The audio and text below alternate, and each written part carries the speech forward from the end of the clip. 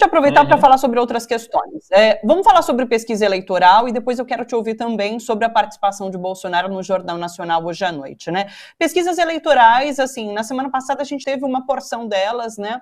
E essa semana a gente já começa com uma fresquinha também, mas que mostram essa condição de Lula vencendo num primeiro turno com votos válidos, isso não tem mudado, né? Então o Lula mantém ali essa faixa que o leva a ter a possibilidade de ganhar no primeiro turno.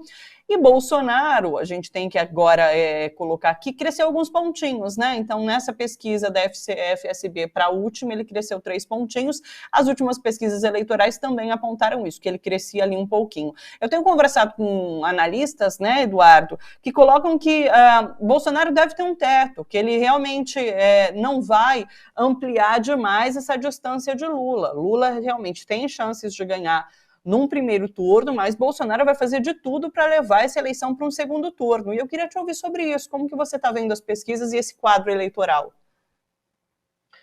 Veja bem, Thalita, eu acho que nós estamos entrando agora naquela fase em que as pesquisas começam a tomar um perfil, eu não diria, obviamente, definitivo, porque a eleição você ganha até na véspera, mas nós estamos em torno de 40 dias das eleições, né?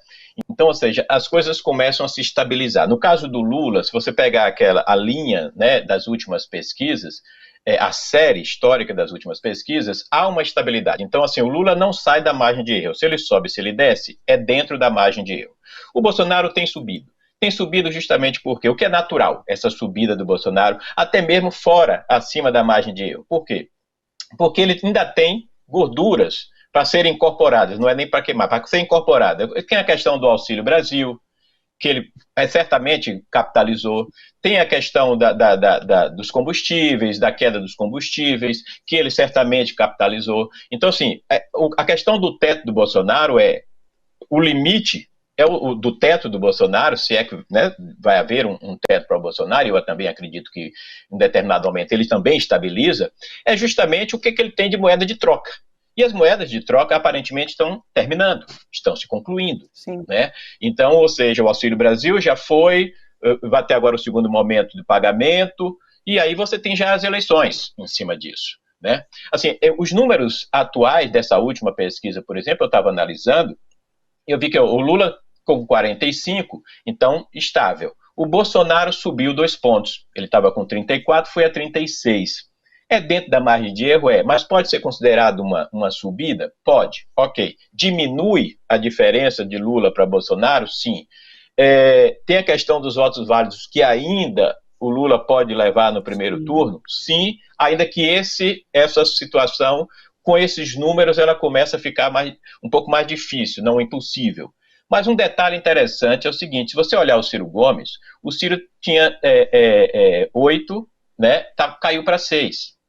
E aí é possível, que é outra coisa que a gente tem que começar a perceber, é o seguinte, para onde nós estamos chegando na reta. Eu acompanho também pesquisa já há algum tempo nesse sentido, não com a mesma assiduidade, riqueza de detalhe dos analistas de pesquisa, mas eu faço isso como historiador, para artigos que eu escrevo, enfim, ou pesquisas que eu faço, mas o que eu percebo é que é o seguinte, nós estamos a 40 dias das eleições, a tendência nessa eleição, ela tem uma característica muito forte, que é, sem dúvida, a polarização entre Bolsonaro e Lula, e você começa, possivelmente, a partir de agora, uma caminhada em torno de uma movimentação do chamado voto útil.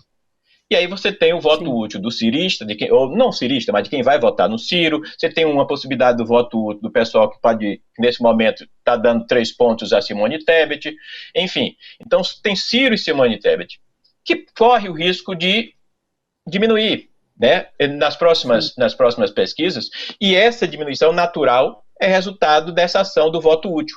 Quando o eleitor do Ciro e o eleitor da Simone Tebet percebe, inclusive é muito comum isso, a coisa de não vou perder meu voto, né, então percebem de que os seus candidatos não têm chance realmente nenhuma. E aí só vai ficar ao lado do Ciro e ao lado da Simone Tebet quem tiver uma relação muito orgânica com esses 2 candidatos. E aí é possível, sim, analisar que os 2 pontos do Ciro, que saíram do Ciro, podem ser os 2 pontos que foram para o Bolsonaro? Porque você tem aí, a última pesquisa apresenta, por exemplo, eleitores de Ciro, quantos por cento de eleitores de Ciro vão para Lula e quantos por cento de eleitores de Ciro vão para Bolsonaro. E tem esse número nas pesquisas. E mostra e bate claramente. Então, possivelmente, você ainda tem ao lado do Ciro, e ele vai pontuar nas próximas pesquisas, possivelmente em torno disso, já com um voto orgânico do Ciro. E, portanto, bolsonaristas que iriam votar em Ciro possivelmente já estão se deslocando para consolidar o seu voto em Bolsonaro. Isso pode ter sido os 2% que foram para Bolsonaro. Então, do meu ponto de vista, nesse momento, nós temos aí a 40 dias das eleições, começa o horário eleitoral. Eu acho até que o horário eleitoral não há um impacto historicamente muito grande mas vai impactar certamente. Nós vamos ter os comícios, nós vamos ter o crescimento dos deputados, tá? Que isso também eu trabalho muito analisando no interior, a eleição no interior para deputado, porque está vinculado à campanha. Aqui na Bahia, por exemplo, historicamente, o Antônio Carlos Magalhães, o ACM, em algumas eleições, a gente cansou de ver o voto ACM Lula.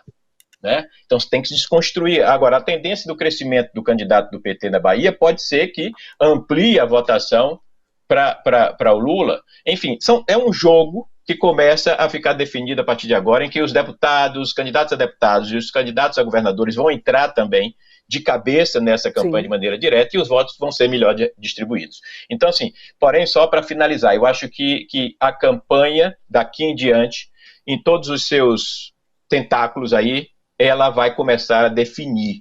E o que o retrato atual mostra, que pesquisa é retrato atual, é estabilização, aí uma estabilidade de Lula, dos números de Lula, num primeiro momento, e depois com tendência, por que não, de alta, porque ele pode incorporar voto de eleitores de Ciro, e o de Bolsonaro eu acho que se esgota.